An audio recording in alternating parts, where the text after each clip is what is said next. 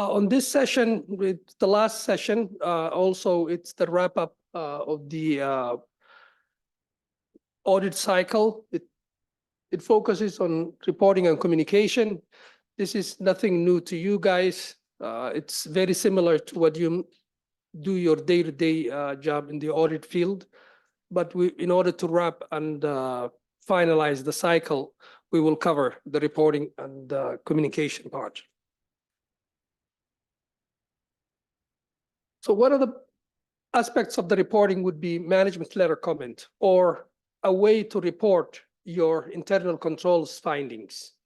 Mostly that's what we call management letter comment or management letter. So the purpose is to formally communicate observations and recommendations to the auditee management. So that is the purpose of the management letter. Appropriate level for management develop at a level suitable for the auditee's management. Confirmation of finding. Before a finding is finalized and put it onto your report, you have to confirm the findings. So ensure all findings are confirmed with the auditee's responsible personnel to prevent confusion and conflicts during the final report presentation to the auditee's management. Last thing you want is something that you reported, they are saying, no, it's not accurate or something is missing. A lot of times, actually, this might be a tactic. There might be a non-cooperative for purpose, and then they will push you for time. They won't correct you until the report is finalized, and then they will say, no, it's not 100% accurate.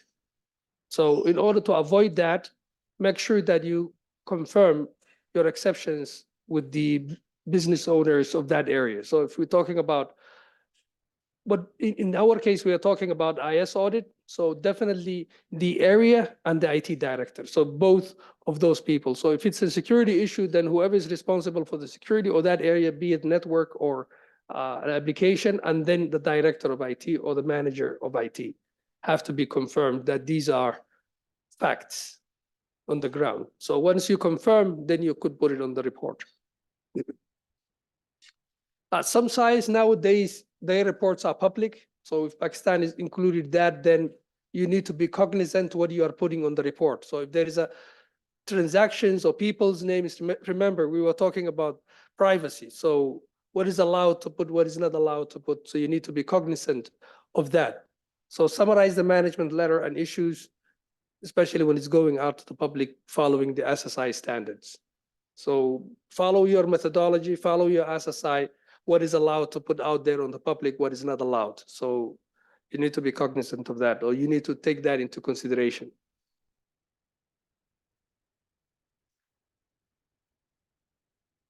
Components of your audit documentation or the report: planning and preparation, documentation related to the planning preparation of the audit. So this is not the report, but this is all of your documentation for the audit. So this is the audit file.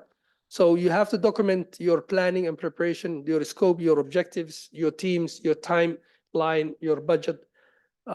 You have to document your process understanding, client's environment, client's business.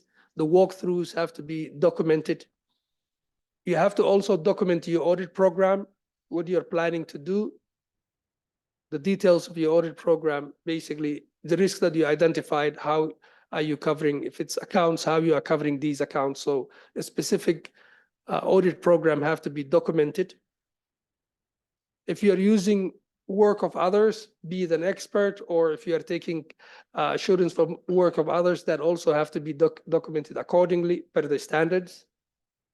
Once you carry your tests, if you find out any findings and your conclusions and your recommendations, whether that finding is, as we talked about, control weakness or significant weakness or material weakness, then you need to document that and how you reach that conclusion. Your formal audit report, documentation related to the formal audit, including the discussions, financial audit team, your closing meeting, all of those have to be also. The confirmations mostly happen on your findings, your closing meetings. You have to have a closing meeting with the concerned parties before the report is done. You confirm first, and then you do a first draft. If they have any other editing or language that they want to do, the first draft could be done, and then you could finalize later. legal and professional compliance, inclusion of any audit information required by law, regulations, contractual stipulations, or professional standards. You need to be cognizant and include into your report. There is a standard reporting or regulatory requirement on your report, how it should be, then you need to follow that also. So this basically caps the documentation requirement of the audit from planning to reporting.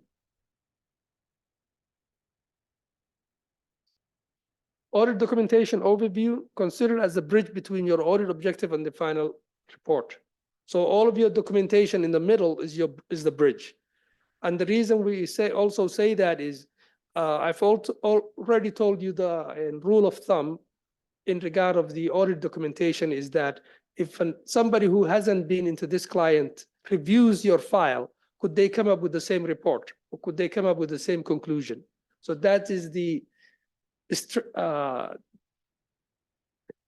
way that you're supposed to document, is that a third party who is not with you could understand reasons and your conclusions and the way that, so planning, execution, and reporting have to be done in a way that once they read and they look at it, they could reach the same conclusion. Seamless transition should facilitate a seamless transition from audit planning to execution and final audit report. So it's still pointing to the same. So the person have to be able to understand what I planned is what I executed, is what I executed is what I am reporting. The report is coming from there. Audit report as a summary. The audit report is viewed as a summary and conclusion of specific work papers. So that is where it's coming from. My report is coming from my audit program. Each area of the audit program, whatever I found, if there is a finding, then I'm putting it into the report. So my report could easily be traced back to my audit program. Characteristics of the audit documentation: clear, easily understandable, complete, all necessary information are included, don't leave anything, don't use jargon, because especially if it's going to the public, whether it's an accounting jargon or it's an auditor jargon, don't use it. Use terms that the layman could understand, that everybody could understand. So be clear, be complete, retrievable, so it's easily accessible when it's needed, comprehensible, that people could understand. Somebody with reasonable audit skill could understand your report. So those are basically the guidance for writing a report. Easily understandable language, that all the information is there. If you're talking about, let's say, an issue with a procurement contract, so you need to mention who the vendor is, who the contract is, the contract number. Don't leave any information out. So that has to be complete. So the person would be able to understand. It's comprehensive. So complete and comprehensive goes together. Comprehensible meaning that they could understand. It could be understood. Any questions?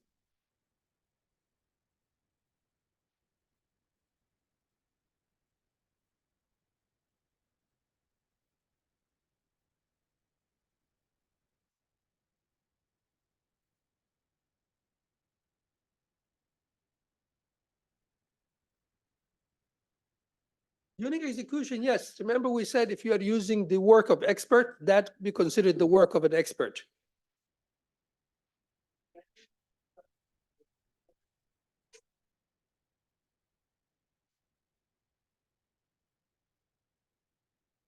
Yes, absolutely.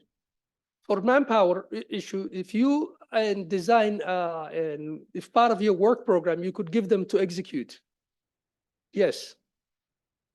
Because especially on the internal controls area, because to reduce, if you don't have enough manpower and they're available to help you, but you design the what testing that needs to be done, they should be able to do it, because again, you will also be able to review, isn't it? No, there's no independence, because the internal auditors also supposed to be independent from management. And now you designed. They're not the one who's designing the test, isn't it? The area, the risk, you decide all of that, designed what type of test or what area to be tested. You're basically giving them to execute. You request it, you say, okay, here is the population, just do it. Because once also they do it, you could review as a QA. You could quickly review 2 or 3 of the sample to see if they done it correctly. Yeah. Actually, it's recommended. I know in America, it's recommended to reduce the cost, especially for the private. If internal audit is available and could help for the external auditors, they should. And actually, it's the internal audit's responsibility for the private companies, hiring and everything. They don't decide, it's the committee that decides, but they are always the, and if they already have been done work, the same thing, work of experts, if they have done a work in a specific area and they already issued the report, external audit don't need to do in that area because they could rely on the internal auditor's work and report. They could easily do a follow-up because if they already identified weaknesses, let's say on security, I already know there is an issue. So I will use the internal audit report and say, okay, here, what have you done on these areas? So you could, they could leverage existing report. Secondly, they could use the resources as part of the audit. But in your case, definitely your methodology have to be, or your standards have to allow that. So you need to verify with whether that could be used or not. For the ministries, maybe not, but for the commercial entities, maybe yes. So it depends on your policy, the Auditor General's policy in Pakistan. So double check, but in US, I know it's allowed. Yeah.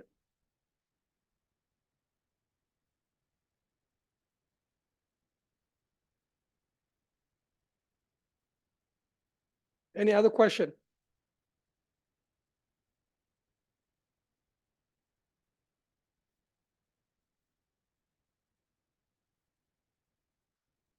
Reporting and communication. Effective communication in audit, vital for improving audit quality and maximizing findings exercised throughout the audit performance. So normal communication with the client is very important. You set the expectation even from the kickoff meeting, your documentation request. If you come up, let's say you find out a fraud, you don't wait until the report, you tell them right away, your management, you could do your work, ongoing work, but certain things that are critical, you have to inform them right away. So communication is very important. You should have one person that's a liaison in the client side. So stakeholder management, crucial skill for the auditors. It's necessary obtaining appropriate buy-in for the recommendations from auditee. Just as you agree with the findings, your recommendation also have to be something that they are accepting. 2 things.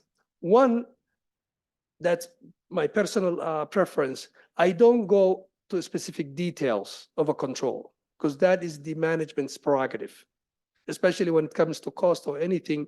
It is not me, it's a management who decides how they want to do it. What I always tell them as a recommendation is basically I paraphrase the risk. I will say mitigate this or develop policy. How they do or what they will input the policy. If there is a specific areas that is part of the finding, maybe I will include policy that deals with these items, I might say. But I'm not going to tell them how to write the policy.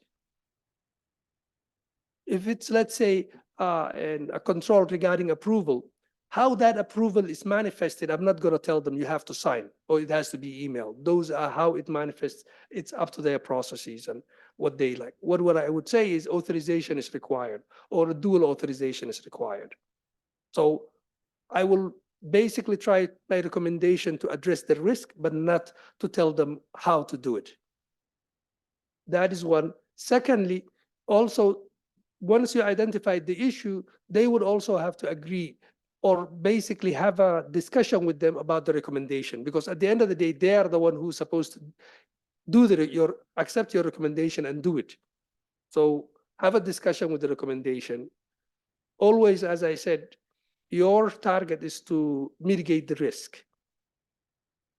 So as long as they are mitigating the risks, you should be flexible on the recommendation. So those are my 2 things. So you'll have to negotiate. Yes.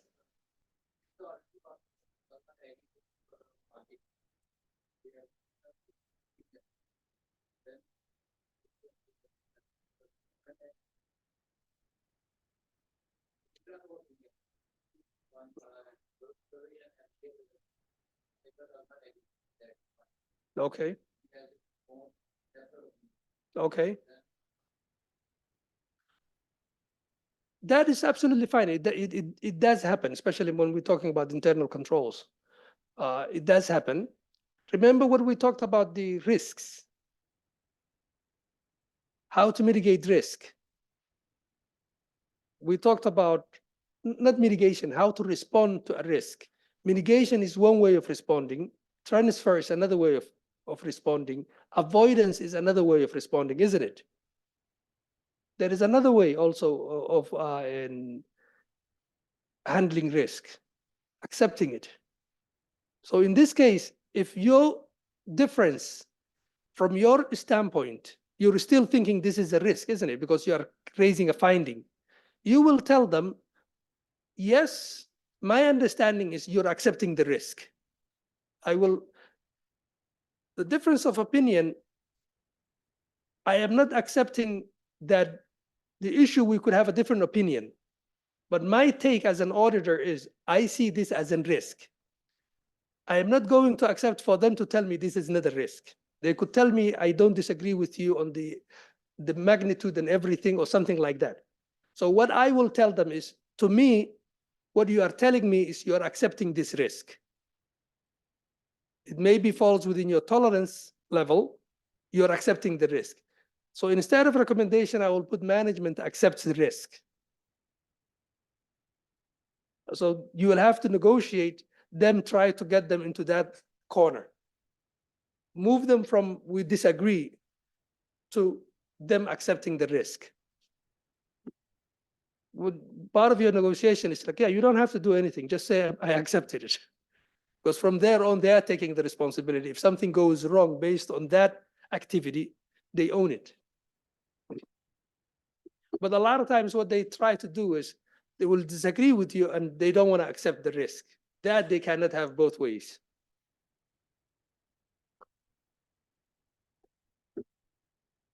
Because you insist on the risk. That risk is a risk that you've identified. So again, that's why I always say, you always go back to risk. Risk exists, then you need to handle it. Whether you mitigate it or whether you transfer or whether you accept it.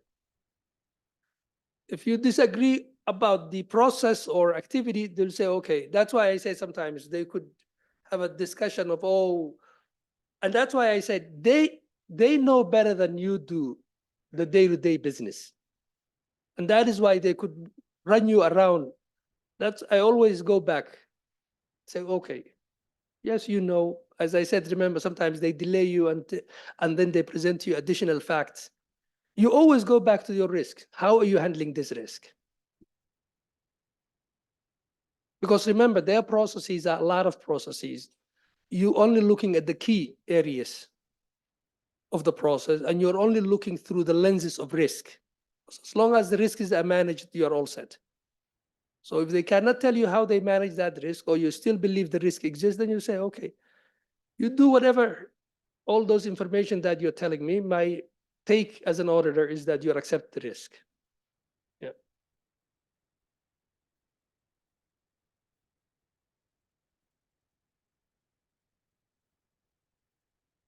Majority of the time they don't.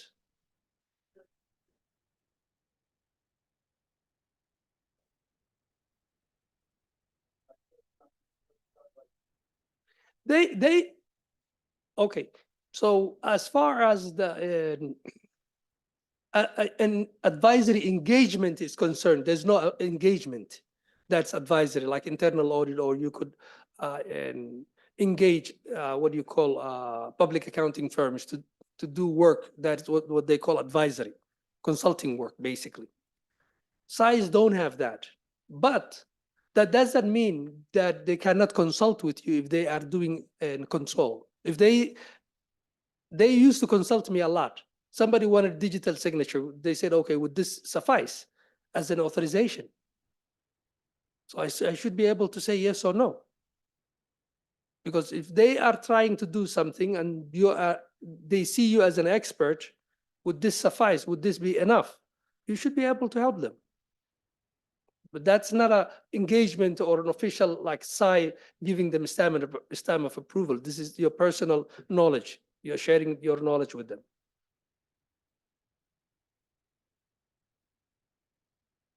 I mean, that is where client relationship, stakeholder management comes in. You become a trusted, what you call, I'm not saying trusted advisor, but definitely they trust your judgment as an individual. I mean, yes, as a side, but as an individual also.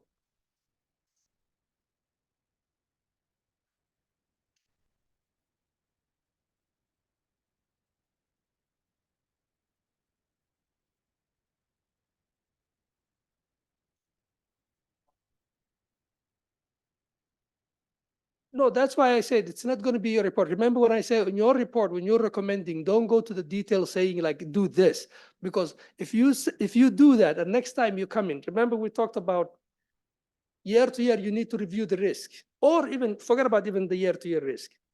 They applied your recommendation. Next year, you are not the one. Another auditor comes in, says, no, this is not enough. The site told us, the auditor told us to do this. So that is always what I say is like, don't go to the activity level, talk to them about the risk, mitigate the risk. Yeah. But when you are telling them whether the control is to improve or to this, it's basically verbal because you're not putting in your report those. That's why I said it's not a stamp of approval. It's your personal advice. Because you cannot write a report saying do the control like this or let the design be like that. There's no report for you that deals. So that's why I said it's not like internal control or public accounting firms that you could hire to do an advisory job, and you have to issue a report that advises them. That's different. SIs don't do that. But a lot of times, especially on IS audit, and even now, hopefully when we finish the training, and maybe some of you might join, we will be doing a pilot audits that are in IS audits within Pakistan. And it's not only here, even UAE, when I started doing, I remember one university I did, and we said, the guy actually, the head of the guy, Australian guy, he was like, oh, perfect, come in. We will look at it as an advisory, as a consulting. So we're talking about vulnerability analysis, isn't it? Somebody who's going to look at your risks, understand your process, give you a report of how to improve your process. You could look at it that way. That by itself is an advisory. I will look, okay, if you don't have a, what do you call a strategy, I will tell you, go and make a strategy. If you didn't have a policy on security, I will tell you. So I will tell you all your gaps. Isn't that a consulting? Free consulting, especially. So that's what I sometimes say. Yes, we don't call the engagement consulting, but what does a management letter mean? Management letter, it's not your financial accounts, isn't it? It's basically all the internal control weakness. That it's nothing other than telling you to improve, basically, all of these in order to manage your organization better. And here, when we're talking about IS, how IS is organized, structure, org structure, strategy, policy and procedure, governance alone, let alone if you look at the GCC, if you only do a quick review of governance, which each of you could do it on IS department because there's no technicality involved, right there is an added value. It's a consulting. Because you're evaluating whether they have a strategy, whether they have an organizational structure. Organizational structure, does it have roles and responsibilities? Does the strategy align with the business? Do they have policies and procedures on the underlying services that they are providing? How are they dealing with acquisitions and development? Do they have a steering committee? Do they have a risk assessment in process? Only if you look at those 4 or 5 items, governance alone, IT governance, that is enough advice for them or enough consulting for them.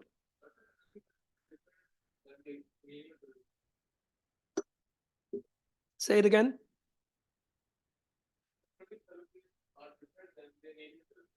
Yes. That's what I said. Is like size. Don't call consulting. There is no consulting on size. But what I'm saying to you is, even though we're calling a management and letter, the report, or even anything that is specifically internal control issues, you could look at it as an advisory from the management perspective, or you could tell them, consider it as a free advice.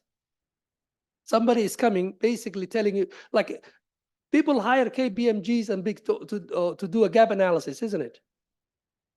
So what is this? Because remember, you are looking from the risks, and then you're telling them to mitigate those risks or to address those risks. So it's like a gap analysis.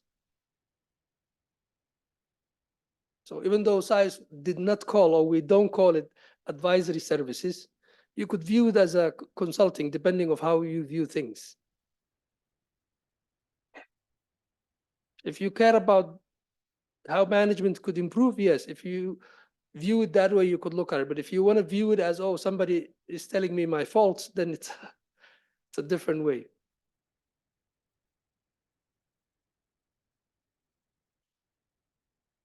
Yeah. Some management will come and any audit report, they will see it as, oh, somebody is faulting me. And somebody could look at it as, okay, somebody is telling me to improve.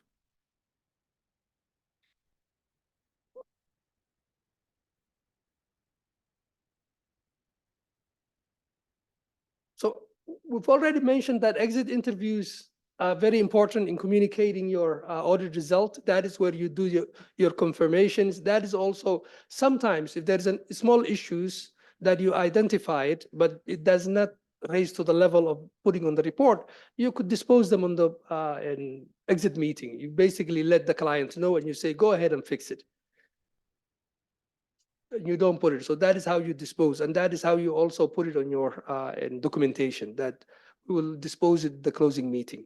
And you have your closing meeting minutes that also shows like who attended, what you've discussed with them. If there is a specific issues, let's say 2 or 3 that is disposed as a closing, then you put it out there and your documentation will reflect. But you will use it as your basically confirmation of your findings and the finalization of actually the field work. After that, the draft report will follow. So the audit conclusions have to verify that audit conclusions are well supported with proper audit documentation. So your conclusions have to support your evidence. We talked about audit evidence gathering the first day. So that, remember what we said, like on certain times, even if your expectations are not met, then you need to have additional samples. So audit evidence is very important. That's why sometimes you will corroborate or do multiple different tests, like inquiry and observation, inquiry and testing. So to make sure that the evidence is strong enough to support your findings. Ensure findings to be included in the audit report are accurate and material, that correct and material findings. Realistic and cost-effective recommendation. So that's what I said. Don't go into the detail of any recommendation because you are not the one who's deciding the cost. So just tell them to mitigate the risk most of the time. So verify that the recommendations are realistic and cost-effective. Discuss alternatives with auditee management if needed. That's why I said agree the recommendation with them because it's them who will be carrying over. But don't be very prescriptive. So let them have the decision of how they want to do it and at what cost.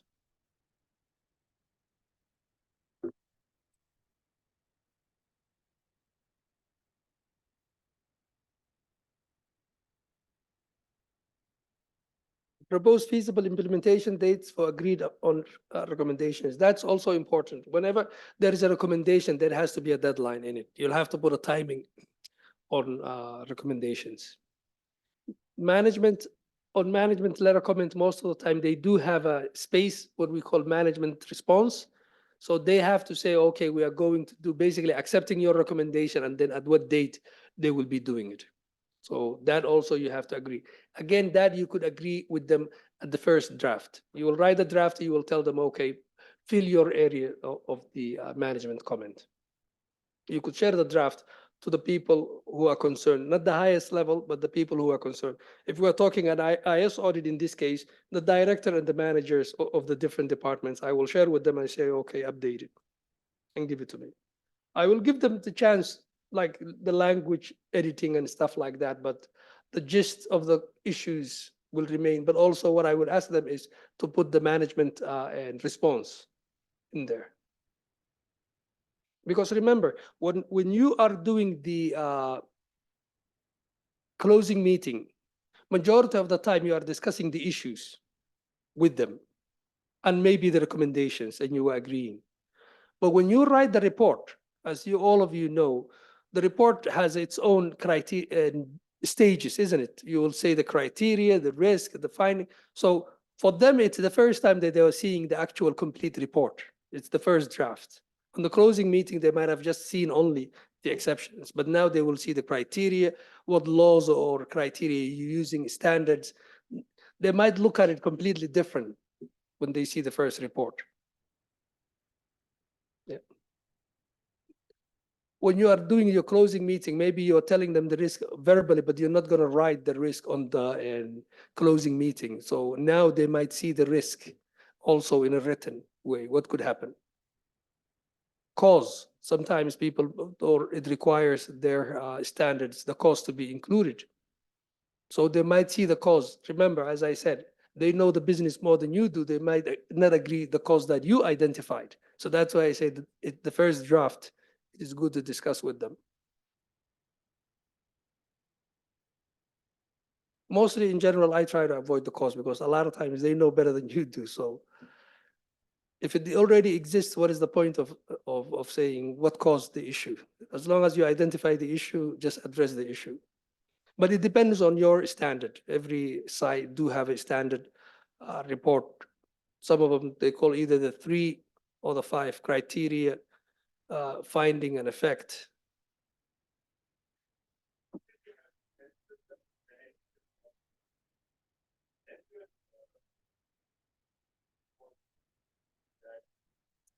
That happens in the next cycle, because most of the time the management response, it does happen. I've seen some that play slick. Your closing meeting and everything is fine. First draft comes in, manager response is completely left field. All of a sudden, they don't agree with you and they have a longer paragraph. You might write a paragraph and they write 3-paragraph long response, almost like they have their own report on your audit. It does happen, but that's why closing meetings is important. And if that is, sometimes you've done all of that and they still respond that way. It does happen. It shows what he says, difference of opinion. So for me, I don't respond back because my response is still already, not my response, my standing or my view is already on the finding.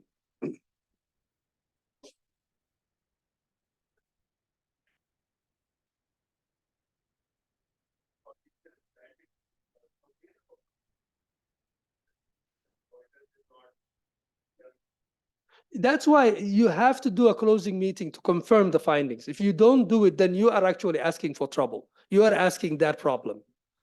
You have to confirm the issues with them, the people, especially who own, because every area, somebody is a manager or director, isn't it? The person who owns that area, who's the head, have to clear the issue.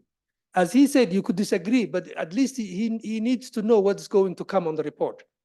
If you blinded him and he never had a chance, I don't care if he's being on vacation 2 months or whatever, you really have to let him know, him or her, know about the issues.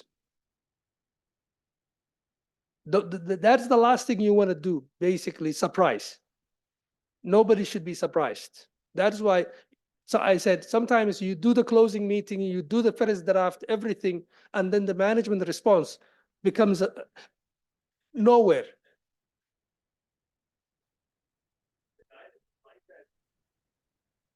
Yes.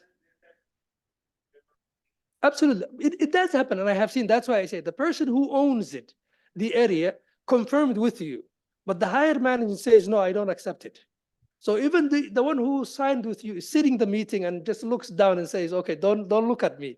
And my management doesn't want to acknowledge or sign. It does happen. And it didn't happen one time, it happened multiple times. I have been there, those meetings. As he said, you could have a different opinion. Because remember, if they respond and you respond, how many times would you respond on the first report? I mean, the next year, yes, but on the report, my take, personal take is, my audit and my findings is there. If they don't agree, that is their response. It means they don't agree. For me, it means they accepted the risk. Yeah. Because anytime that a response does not confirm my recommendation and they're not willing to take the recommendation, it means they disagree with me, with the audit and conclusion. Because my finding is I'm concluding the area also, or the control, isn't it? So if they don't agree with my conclusion, it means they are accepting the risk. Hello. Yeah, but they accept the risk. It means, remember,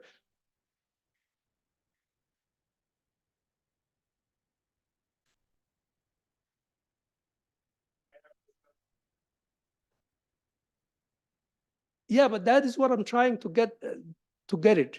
Yes, you could refuse the issues or disagree the issues with me, but what it will mean when you do that, then it means that you're accepting the risk. That's why I say, remember, don't stay on the area of, oh, we disagree on an issue. Go back to the risk. It means, how are you mitigating this risk? If you're not mitigating the risk, you're accepting the risk. And once they accept the risks, then they are responsible for it. And if something happens tomorrow, especially from that area, they are responsible for it.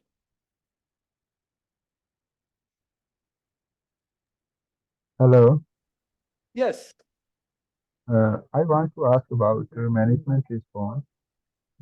How much is important for auditors to incorporate in the report as decided by the management and between the auditors? How much important to disclose at the end of it? Management response have its own section. Mostly I put it basically on after the recommendation. That is their only section. You don't incorporate their views on the rest of your report because this is your report.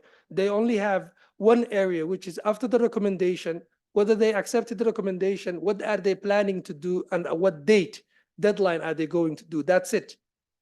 They I want don't, to ask, I mean, as far as editing is concerned, yes, but management is, how would I say, opinions or management's way of thinking or whatever it is, they cannot go into the rest of your report because the rest of the report is criteria, finding, effect, and then your recommendation. Those are yours. I mean, small because editing, whether to include that or is, or it's basic things, yes.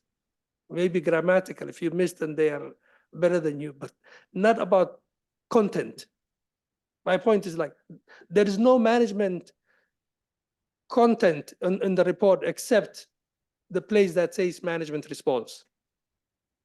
I'm facing difficulty while conducting and closing audit in our company. Auditors, they don't consider management opinions or suggestions while doing their work. Auditors only disclose only their opinions, and they don't want to incorporate management response because they said our decision is final. I want to say audit is collaboration between management and auditors because auditor is a new man who enter into the organization. But management runs the business for decades. You can say management know where is the problem and what the issue is in reality. Management What know what are the you can say resource behind the weakness of any area or what type of difficulty we are facing while recording transaction or collecting information. You can say management is more practical than auditor because they are only uh, practical aspect of business. I, My I, point only you what have is to your point? I mean, where do you think management comes in? What is your specific point? consider management opinion and report But in the audit report where, where where the in the report? findings where the audited finding after that management response and at the end you conclude all this. If you agree with the management, you disclose and you can waive the observation. Mm,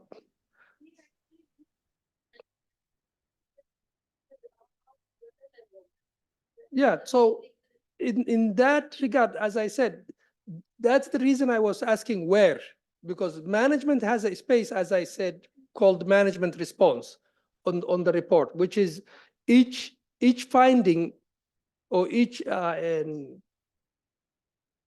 item on the report, they have a management response. So they could put their response in there. As the team noted here, the SI has a rebuttal, whether they agree or disagree, and majority of the time, I don't think SI will deviate from the exception that they've already written or the finding. So basically, you are reconfirming your exception if they denied. Also, I have mentioned before, on your closing meeting, you need to understand and you need to confirm with the management.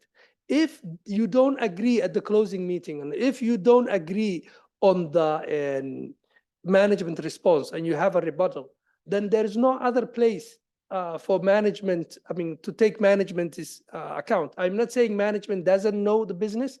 Management, as you said, management runs the business. Multiple times today, I say management knows better than us, the business. But remember, this is your audit. It's not the management. They cannot dictate what goes in there. They have no, their opinion really doesn't matter. I'll be honest with you. Because remember, at the planning, you have to form your own understanding. You need to read the policies, you need to read the manuals, you need to read the mandate or the regulations, you need to do the walkthroughs. When you do the walkthroughs, you confirm with them. There is nothing wrong when you do a walkthrough. Remember, we said write a narrative, write a flow chart, confirm with them. If they already have manuals that shows the process, take their manual and read. So all of those, you are trying to understand the business. That doesn't mean you are better than them on the business. No, all it means is you form your own opinion on the business. And remember, you're not telling them how to run their business, regardless of whether they are a government entity or commercial. All you are trying is verifying transactions, verifying activities when you're looking at financial statement. When we are talking about internal control, what guides you is the risk that you identified. And I kept repeating that.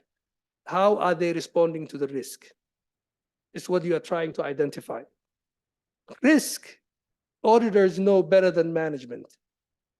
So what you need to do is when you do the walkthroughs, you're identifying risk, whether it's a preliminary risk, whether it's inherent risk, whether it's an operational risk.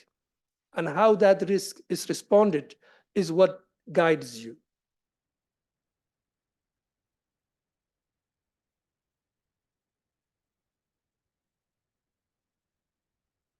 Any questions? We have at times our auditings are relevant to the school year review.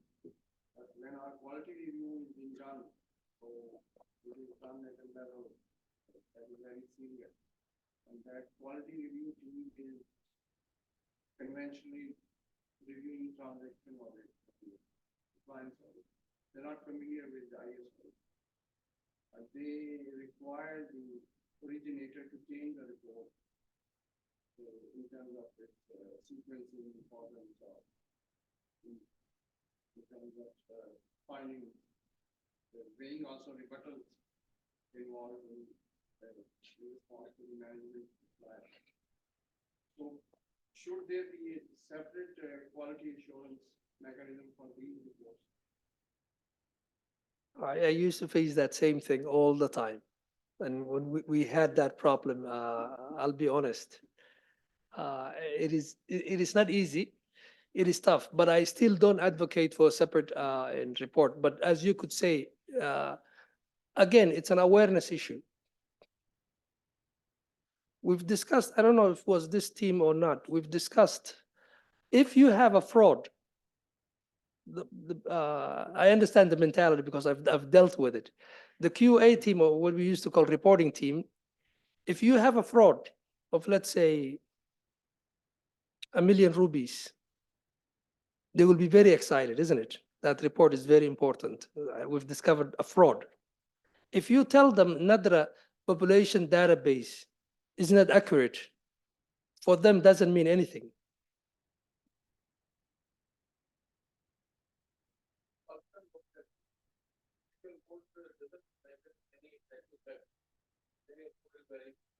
No, that's what I'm saying to you. I said 1,000,000 fraud is a big issue. If I say Nadra's, and you've mentioned, isn't it? The births are not recorded in Nadra on time. If I say that, they're not going to jump out of their chair. They don't see it as a big issue. But 1,000,000 and rupees fraud, they will see it as a, I mean, how many $1,000 it is? It's like maybe $5,000. Yeah. So they will be excited about $3,000, 1,000,000 rupees, but they wouldn't be excited about the births that are not recorded into the, or deaths that are not subtracted from the database in Nadra. So again, it's an awareness issue. It's a learning issue of what is important, but it does not, it's not only the, remember, it's not only the report, the QA or the people who are within the GAB or the AGP, it is actually the, what do you call, the accounts committee. Because the people who are looking at the accounts, what are they valuing? That is where the actual, because that is your ultimate customer, is the accounts committee. So if awareness of the accounts committee is raised to such a degree, then the QA people will definitely value. Because I have been into this issue, because if I say it's not accurate, it doesn't mean much, but maybe the way I need to explain. All of you now understood when we said Nadra is not accurate. You automatically understood, all of you. But other people might just see it as just a very simple exception. It doesn't see the magnitude it has.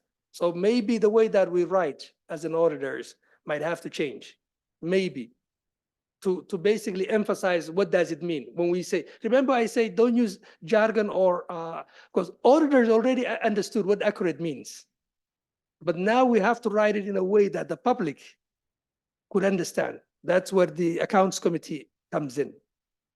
The QA guys might understood and don't care about it because it doesn't has a figure, because they think these guys, when they see a figure, they will jump out of their chair, especially a fraud figure. But we need to be able to explain in a way that conveys the magnitude of the issue.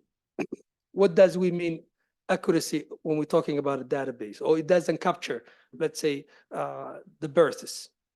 So we need to basically bring the risk that it will bear into that report in a layman's terms. That is why I like always risk to combine on the finding, because the impact, if I don't see the impact, so the impact of the $3,000 or 1,000,000 rupees is not the same as the impact of all the births of Pakistan if you don't put it in 3 months in Nadra. So you need to bring the impact in there. Then they will understand. Hopefully. If they still don't care, then we will have to try another method. But it does happen, and we used to face, and I have been a lot of exceptions that were, I thought was big, has been dropped from a report. I mean, as I said, yeah, they will say just resolve it, put it in your working papers, but it's not going to be on the report. Yeah, it does happen.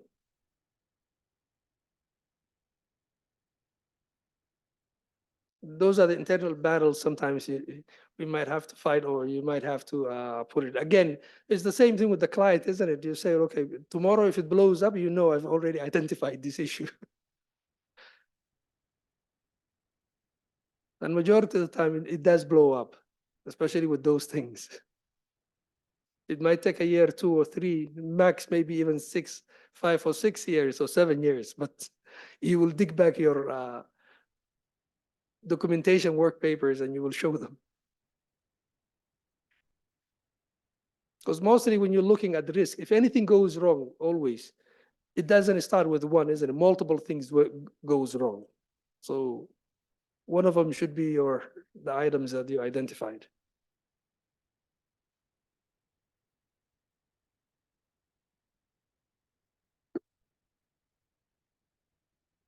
Exceptions and findings.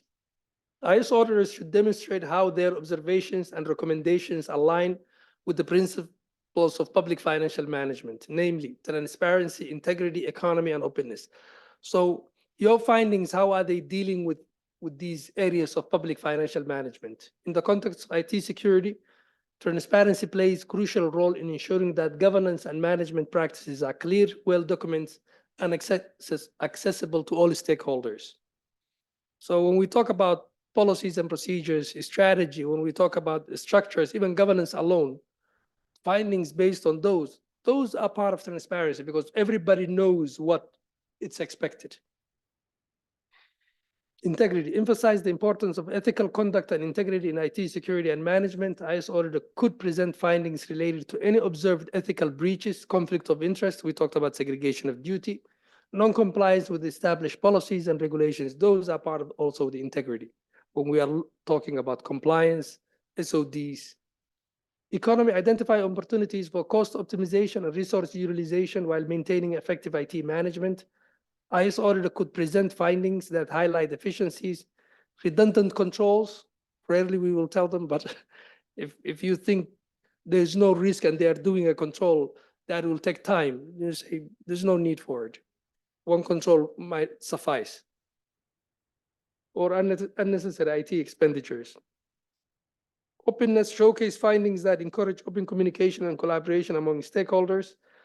IS auditor could highlight areas where information sharing, incident reporting, and knowledge exchange can be enhanced. So that could also be included in your reports or your overall outlook. Audit findings result from assessing the evidence collected against the established audit criteria.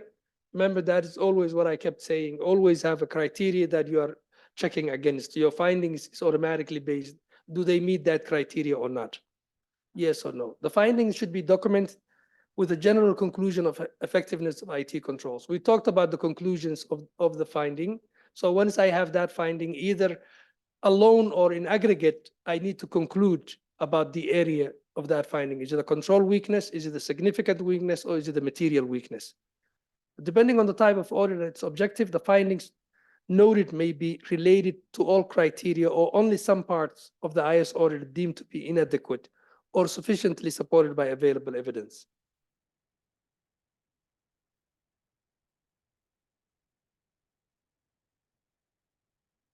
So as I said, if it's a control weakness, meaning it only deals with some part of it, so it means the whole process is not broken, or it might be on the whole process, that will be a significant. If it affects the financial statement, then it will be material weakness.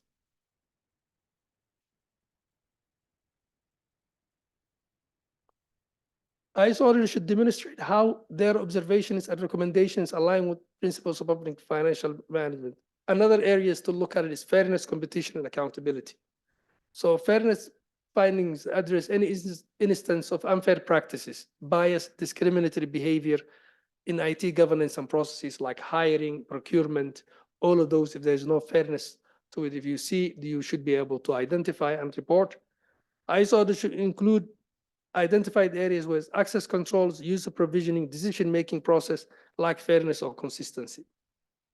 Competition, highlight findings related to competition and innovation, within the IT security landscape, identify areas where IT processes, vendor selection, IT requirement analysis could benefit from increased competition.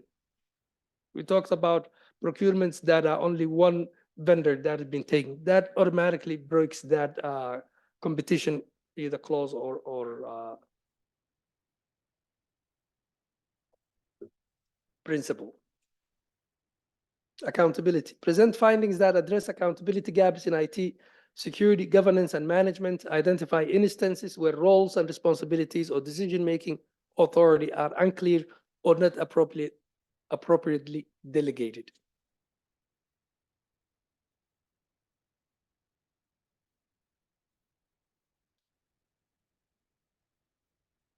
There can be three possible conclusions. IT controls are adequate. This is the final conclusion, not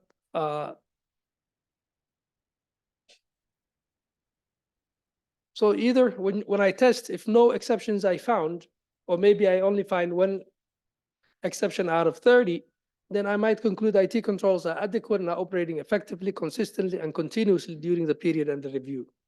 Or maybe if the 30 of them pass, nothing fails, then they are working as designed and they are operating effectively during the period under review. So that is one conclusion.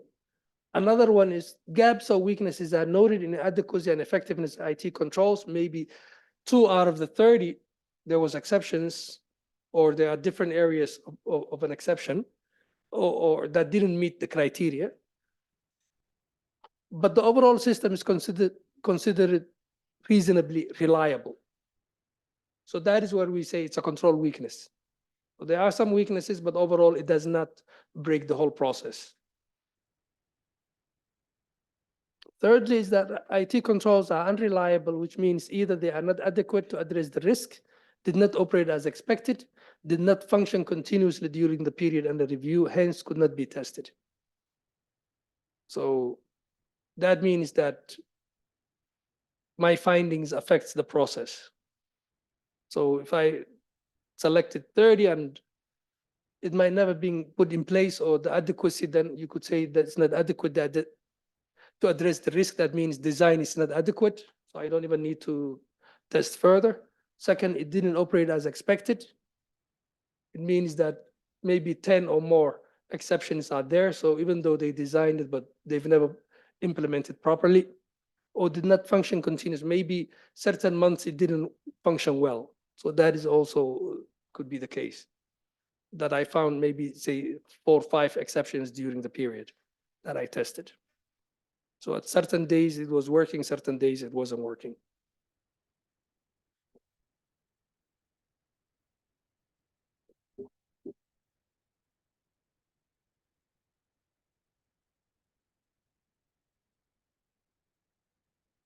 Audit reports are the end result of the audit work. The exact format and structure of the report will vary by the auditee and the audit objective set. So, but also that depends on your audit reporting frameworks or the standards. You still have to follow, there's no difference. As we said, you will document your report, and we will see it probably here.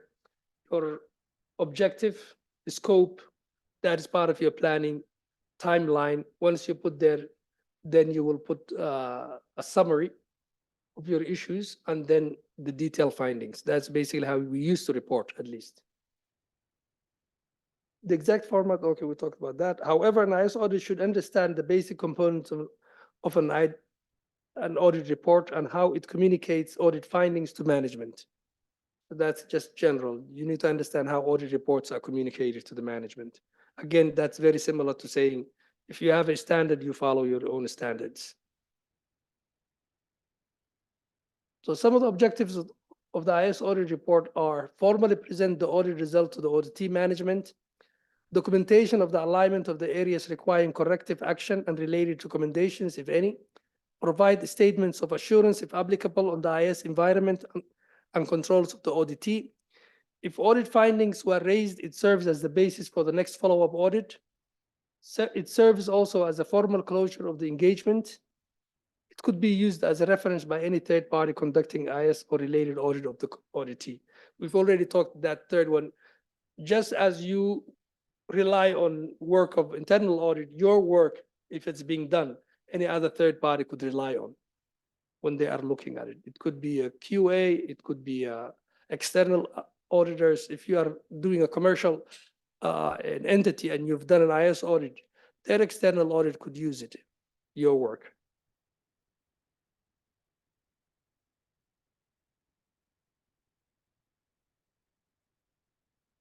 So IS audit should become familiar with the ISACA IS Audit and Assurance Standard 1401, which talks about the reporting, and 1402, which talks about the follow-up activities. So these are specifically for IS auditors.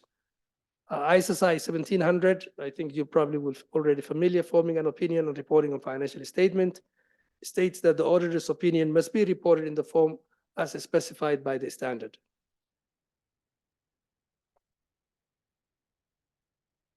So this, if you have a framework or a format or a standard, it should be in meeting the ISSI 1700.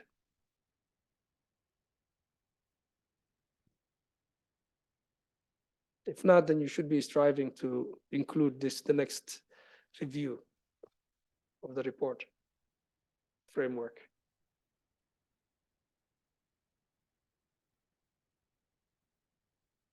Any questions?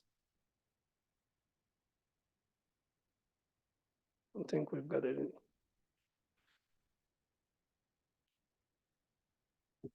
So here it talks about the process of the reporting. So there could be 3 stages of the audit reporting and integrated IS audit project. So discussion draft. So we talked about the first draft of your discussion. So at the start of the reporting phase, the IS auditor sends the first draft of the audit findings to the auditee management as part of the discussion points in the closing meeting. So you could send them if you want before the closing meeting. You come to the closing meeting and you discuss basically the report. And that's how you get their feedback. If you wanted basically a detailed closing meeting.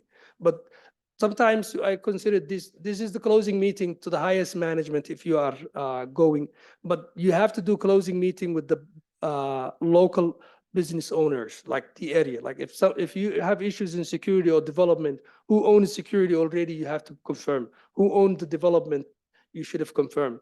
If it's total IT, then you should have confirmed with IT. Sometimes with the draft report, IT doesn't only get it, but higher management also gets it. So if they're interested, then that first draft report goes to them, and then you could have a quick meeting to finalize the report with them. Management letter, if you send separately the financial and the management letter comment, or if you combine, then it all depends. So the management letter, this document, the management response of the audit findings is raised. The response is normally focused on the agreement of the findings and the overall conclusions, as well as to the proposed recommendation. This is where the deadlines are added of what are they going to do. If they disagree, as we said, then we had either a rebuttal or we could stick to our findings. I mean, a lot of times the rebuttal might say, okay, we still believe that this exists and we will consider this, that management accepts the risks. And then the final would be the audit report. Once management response is formally documented, the IS auditor can then finalize and close the audit with an audit report, which is in accordance with a fair presentation framework applicable to the audit. So that basically concludes your work. The audit report concludes your work.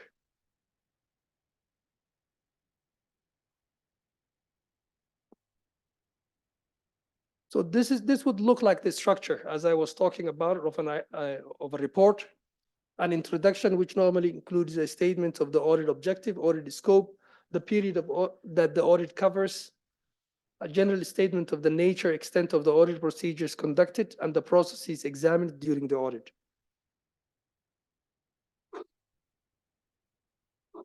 Also, as aligned with the audit financial audit team, if you are only doing IS audit, this is how you are aligning your work. Detailed audit finding with the information on the related potential risk identified as a consequence of any noted deficiencies. That's where we're talking about the impact. So not only the finding, but the potential risk that could happen, what could be the impact, and the implications of such exception to the organization's overall environment. That's why I said it's very important. If they are denying it, if this includes, then you've already said what could happen, what could go wrong. What are the implications? What are the potential impact if it's not done. Impacts and considerations of such finding to the audit procedures, specifically substantive testing procedures to be performed. As we said, if you cannot rely, if something is a very significant, if your conclusion is a significant weakness, it means it affects the whole process, which means you cannot take any comfort of that internal control, or at least in that area. Then you will see, let's say if we're talking about application, and let's say that application is HR, then now you will have to talk to your financial audit counterpart if you are only doing IS audit, and tell them that they cannot take comfort of internal controls of the system, then they need to do additional substantive testing in order to get comfort. So the impact that it would have. But if we're talking about security or change management, then that doesn't have a direct impact on the, unless you could drive that issue, what impact would it have the underlying applications? And then you'll have to go through that process and to find out if there is an impact that it will have directly to the financial statement. IS auditor's overall conclusion: an opinion of the adequacy of controls identified and examined during the audit.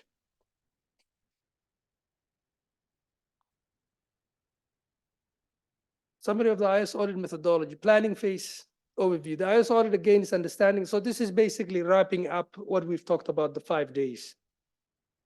So this is the whole IS methodology, starting from the planning, the first day, until today. So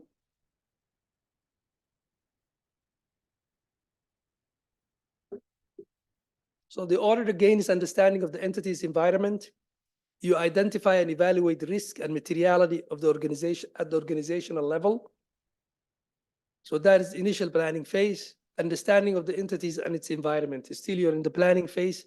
So document how the entity's environment is structured, identify significant change in the IT environment, current or planned for the future, assess the complexity of the client's IT environment, document any IT-related businesses and significant risk.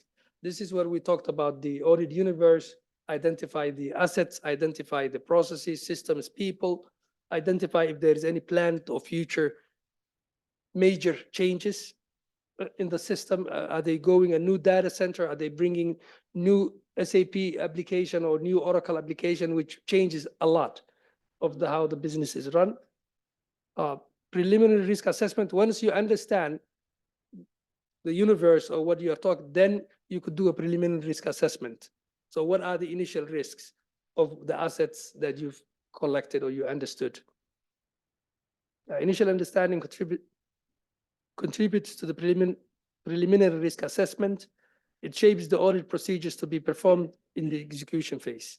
So now once you do a preliminary risk assessment, every risk you identify, then you have to have an audit procedure that covers those risks. So now already you're starting to develop your audit programs.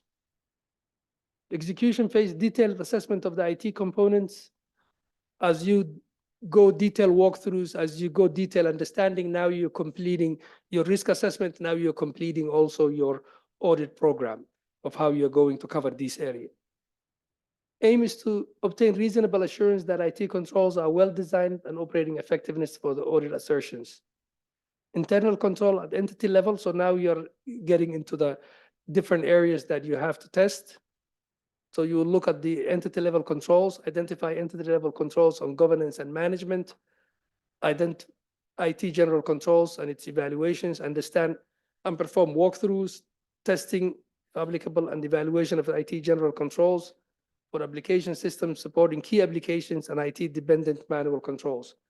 We've talked about IT dependent manual controls, such as management review. If I'm reviewing a report, my activity or control relies on the availability of that report. We've already mentioned yesterday exception reports. So if I don't review them, the control doesn't happen, but that control is dependent on systems. Testing of key controls based on control design assessment and IT general control evaluation result. IS audit to test key application controls, IT dependent manual controls, and manual controls identified to address risks in the scope and processes. So that's your testing phase. reporting phase. Final phase is IS audit where results are communicated and documented. Focus on the findings and recommendations. How you communicate those, communicate the results to the client management, formal documentation of the findings and recommendation. Collaboration with other audit teams, identify control weaknesses. On your review, suggestion for additional audit procedures to be performed by financial, we've talked about it. Referral of these suggestions to the appropriate teams. So basically that is all that wraps up for our 5 days. Any questions, comments, reflections?